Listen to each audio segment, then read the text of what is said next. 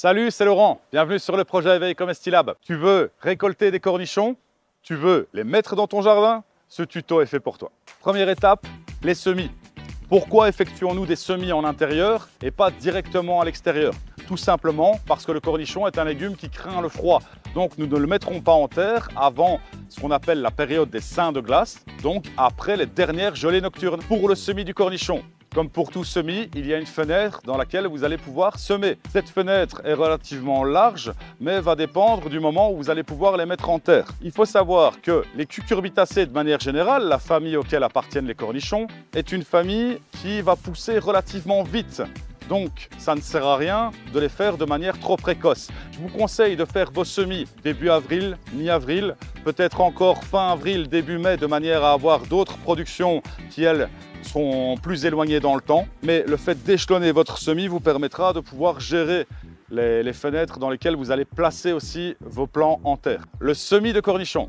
Le cornichon est un cucurbitacé qui va craindre le gel. C'est une famille de légumes qui va avoir tendance à germer relativement vite et à pousser relativement vite. Il ne sert à rien de semer vos cornichons trop tôt. Je vous conseille de semer vos cornichons début avril, mi-avril, de manière à pouvoir les remettre en terre au mois de mai. Le matériel dont vous aurez besoin pour semer vos cornichons en vue d'en récolter au jardin tout l'été. Vous avez besoin de terreau universel ou de semis. Le terreau universel fait parfaitement l'affaire. Vous aurez besoin, dans ce cas-ci, d'alvéoles relativement moyennes, environ 3 cm sur 3, 4 cm sur 4. Privilégiez plutôt un contenant qui permettra au système racinaire de se développer. Ensuite, vous aurez évidemment besoin de semences de cornichons issues de l'agriculture biologique. Comme toujours, je vous le rappelle, nous sommes dans un modèle permaculturel. Donc ici, ce sont des semences que nous avons réalisées nous-mêmes sur nos propres cornichons l'an dernier et même les années précédentes. Comme toujours, ça semble évident, mais vous aurez besoin d'eau. Partie pratique, comment semer vos cornichons? Vous prenez vos alvéoles, le terreau, vous allez émietter le terreau, remplir vos alvéoles. Parfois, il reste des petits morceaux d'écorce, des morceaux de bois dans le terreau. N'hésitez pas à les retirer. Vous remplissez bien vos alvéoles. Il faudra les tasser un peu, mais pas trop. C'est toujours le même principe. On va garder un sol relativement souple. Concernant la mise en terre de la graine, pour tous les cucurbitacées, il y a toujours une petite pointe sur la graine. C'est cette pointe que vous aurez tendance à mettre vers le bas parce que c'est comme ça que le légume va pousser le plus facilement. Si vous mettez la pointe vers le haut, la graine va devoir se retourner. Vous pouvez aussi la mettre à plat. Vous pouvez globalement la mettre dans tous les sens que vous voulez. C'est toujours plus efficace d'aller vers le sens naturel qui vous permettra une meilleure levée de vos graines.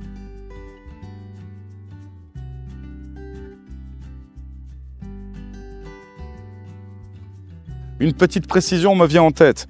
La profondeur du semis dépend toujours de la taille de la graine. La graine de cornichon fait environ 1 cm, donc nous l'enfoncerons environ à 1 cm. Pas plus, pas moins. Ça lui permettra de germer facilement et de ne pas épuiser ses ressources pour sortir de terre.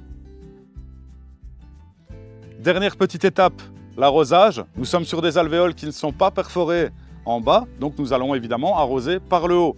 Pour cela, rien de plus simple. Vous posez vos alvéoles et vous passez un petit coup d'arrosoir délicat avec la pomme évidemment pour ne pas recreuser le terreau. Nous sommes un mois après notre semis de cornichons. Comme vous le voyez, ils ont déjà un très beau feuillage, ils font entre 10 et 15 cm. Il serait parfait pour les mettre en terre. Le souci, c'est que nous sommes avant le 15 mai, donc avant les seins de glace, et donc nous avons deux solutions. Soit nous allons les rempoter le temps que le système racinaire puisse se développer encore un petit peu, ou alors nous allons prendre le risque de les mettre en terre. Troisième option, ce serait de les mettre en serre ou sous châssis, de manière à ce qu'ils puissent résister aux éventuelles gelées nocturnes, tout simplement. Le rempotage du cornichon. Alors ici, nous étions dans des alvéoles. Comme toujours, pour chaque légume, pensez à toujours maintenir le terreau humide. Pas trop, il ne doit pas être gorgé d'eau, mais il ne doit pas non plus être sec. Le plant ne doit pas connaître des phases de sécheresse. Comme ce sont des petites alvéoles de 4 sur 4, vous constatez que les premiers cotylédons, les premières feuilles de la plante, commencent à jaunir. Parce que du coup, les racines commencent à tourner dans l'alvéole et elles manquent de nutriments. Donc là, il est vraiment temps de faire quelque chose. Ça pourrait encore patienter un petit peu, mais c'est quand même le moment. Donc pour le rempotage, privilégiez un pot de minimum 8-10 cm. Tout simplement, vous prenez le pot, comme d'habitude, vous mettez du terreau, vous tassez, mais pas de trop. Vous faites un trou. Ici, on va laisser un petit peu d'espace et on reviendra remettre du terreau. Vous prenez votre cornichon, vous voyez les racines, donc vous le mettez. On remet du terreau sur le haut et vous avez votre cornichon rempoté. Ici, nous sommes sur un pot percé en bas, donc nous arroserons par le bas. Si le pot n'est pas percé en bas, vous l'arroserez par le haut. Vous avez vu le rempotage, maintenant je vais vous montrer la mise en terre. Le cornichon, de préférence, mettez-le sur un grillage ou sur une structure qui vous permet de travailler en 3 dimensions.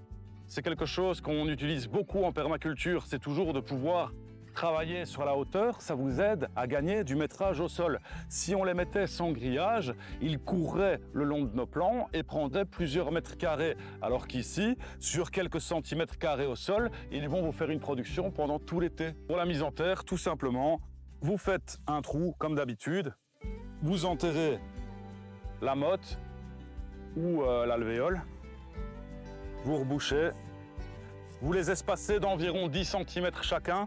Ça ne sert à rien d'en mettre 50, ça va déjà vous donner une énorme production. Et donc, comme toujours, évidemment, vous mettez en terre, il faut arroser. Le paillage évitera l'évaporation, mais en permaculture, on va toujours privilégier un gros arrosage dès le départ. Ça évitera de devoir revenir tous les jours et ça rendra les plants plus résilients, ils feront des racines plus profondes. Le cornichon fait partie de la famille des cucurbitacées. Comme pour tous les cucurbitacées, parce qu'il y a différentes sections de famille, on évitera d'arroser le feuillage pour éviter l'apparition de l'oïdium, qui est une maladie qui touche les cucurbitacées. Nous nous retrouvons quelques temps plus tard pour la récolte du cornichon. Ici, on commence à en avoir quelques-uns. Pour la récolte, c'est assez simple. Il suffit de bien tenir le plant, de tourner le cornichon de manière à essayer, comme pour la courgette, d'avoir un maximum de sa tige.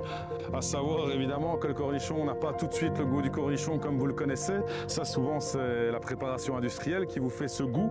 Il aura plutôt le goût du concombre en vérité. On peut retirer les petits picots. Ça vient tout seul. Voilà. Et puis qu'est-ce qu'on fait? Pas le goût du concombre. Un Français en mange en moyenne 40 par an.